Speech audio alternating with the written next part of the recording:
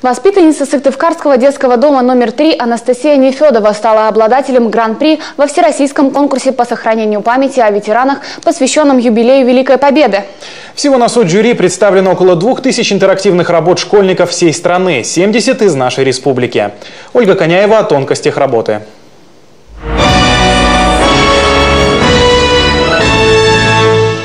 Взрывали дороги, мосты, поезда, не давшись врагу для покоя. Встречу с Тамарой Николаевой в детском доме начали с просмотра презентации, победившей в конкурсе. Свою работу Настя посвятила детям Великой Отечественной войны. Леня Голиков, Марат Козей, Валя Котик, Зина Портнова. За свои подвиги эти 4 пионера получили высокое звание Героев Советского Союза. Десятки тысяч детей были награждены орденами и медалями.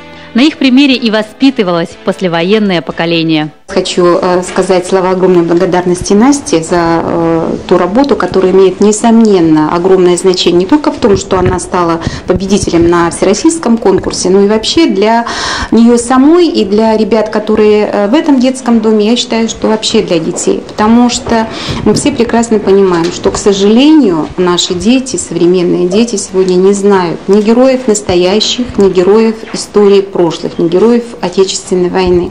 После презентации победительница конкурса провела для Тамары Николаевой экскурсию по детскому дому. Здесь нет разделения на группы, зато есть семьи, в которых воспитываются 62 ребенка. Самой Насте 16, учится в классе с математическим уклоном. Много внимания уделяет чтению, мечтает стать хирургом. А вообще у девочки много разных увлечений. Я очень люблю танцевать, хожу на хореографию, пою, рисую. Занимаюсь берестоплетением, участвую в военно-патриотическом клубе «Юнкер», в котором мы учимся строевой подготовке и стрельбе из пневматического оружия.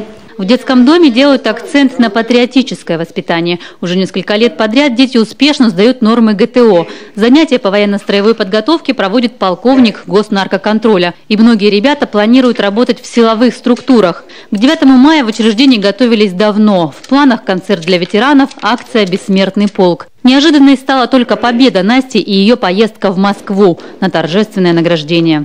Конечно, чувства ее переполняли, когда она увидела вообще Москву на Поклонной горе.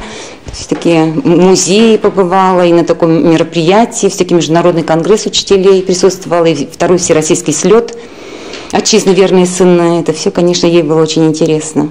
В мае Настя снова полетит в Москву. На этот раз на встречу с министром образования России. Ольга Коняева, Константин Стратиенко, телеканал Юрган, Сыктывкар.